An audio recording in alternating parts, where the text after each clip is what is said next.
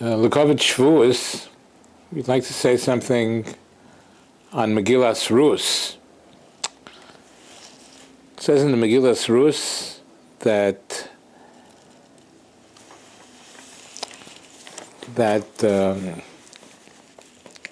Rus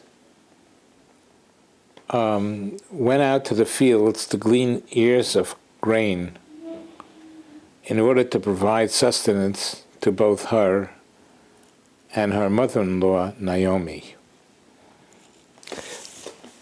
She came to a field that happened to belong to Boaz, who was related, and asked Rishus, she asked permission if she could glean the ears of grain, and Boaz gave her permission. Not only he gave her permission, he gave her the royal treatment.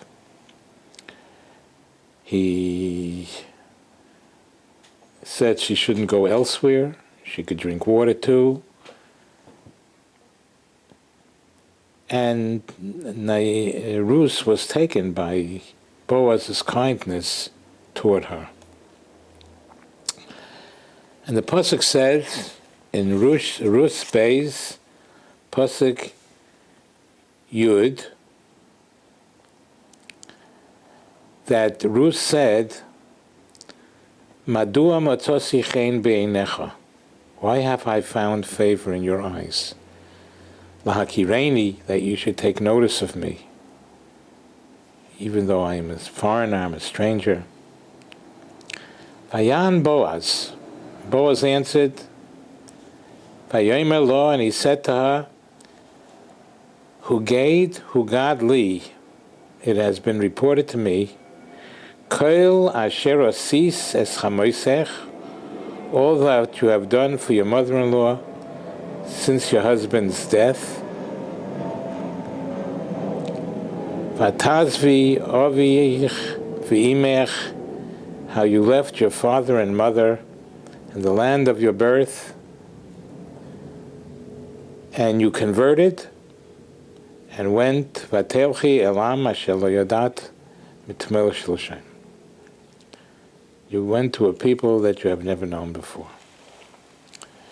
So Boaz recognized the goodness, the greatness of Rus, that she went and gleaned in fields to support herself and her mother-in-law, Naomi, and also the fact that she was bold enough to convert and to abandon, to leave your father and mother and the land of your birth, and went to a people you had never known before.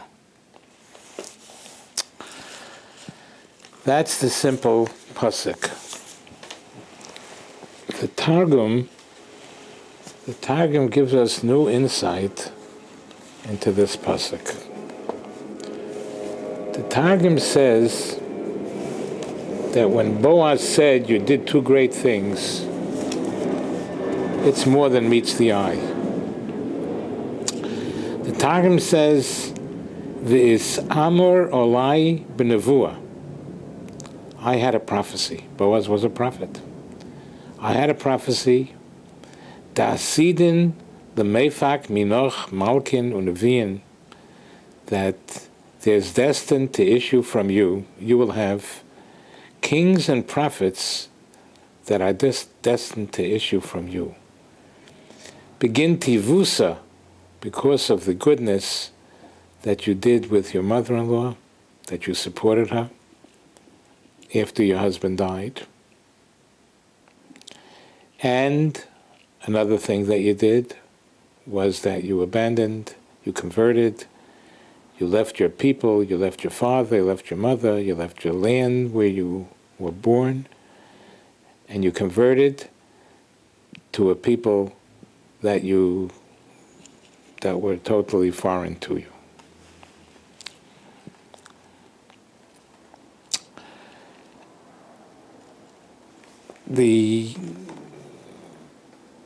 There are two great things that she did.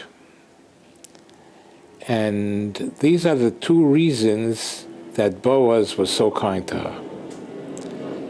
And the question is, what kind of, how can you utter these two reasons in the same breath?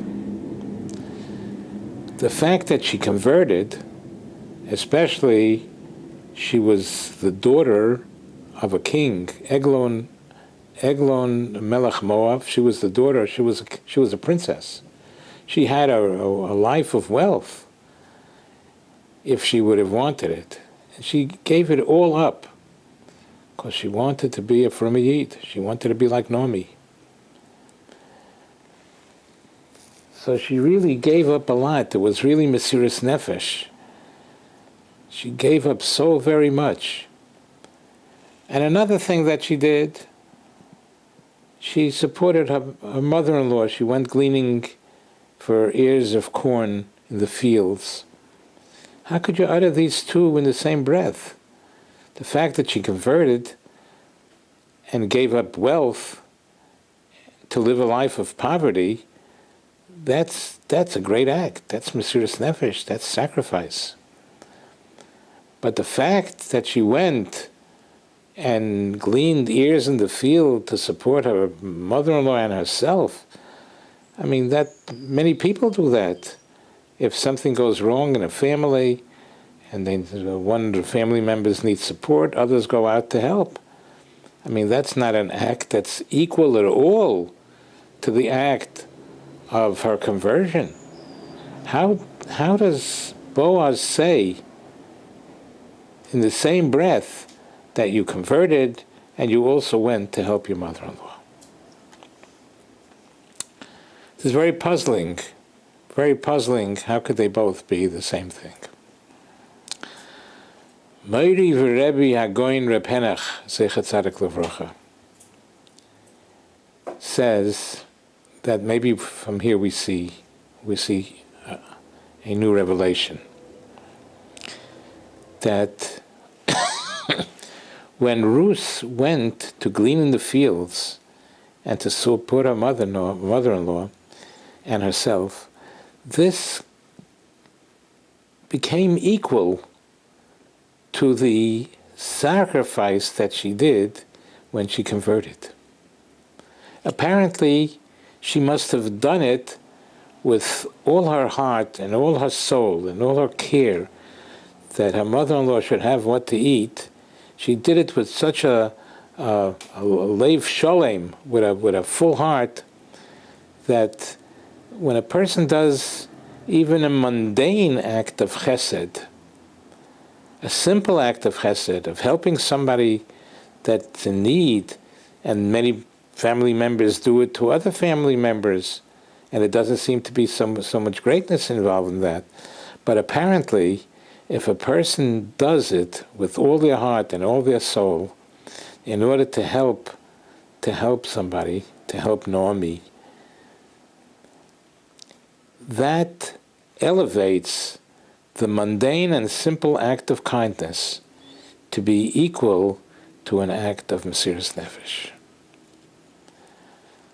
So perhaps we can learn from here that we have opportunities to do chesed and to do small acts of kindness. It may be a simple act, but if we do it with our full hearts, it can become elevated to be equal to an act of Mesiras Nefesh, one of the greatest Mesiras Nefesh that we see, that she abandoned everything, she abandoned wealth to live a life of poverty in order to be a Frum Yid. A simple act of chesed can be elevated to be on the same level, and that's why Boaz mentioned these two things.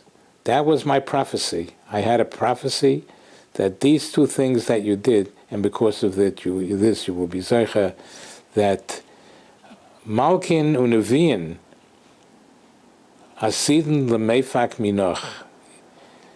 The whole Malchus Beis David came from her.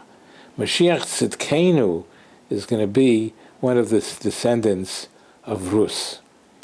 So we have tremendous opportunity in the simple, mundane things to do it with the idea and of helping the other person, to do it with a full heart, and that can elevate that simple act to become an act equal to one of the greatest acts of Mesiras Nefesh that there ever was.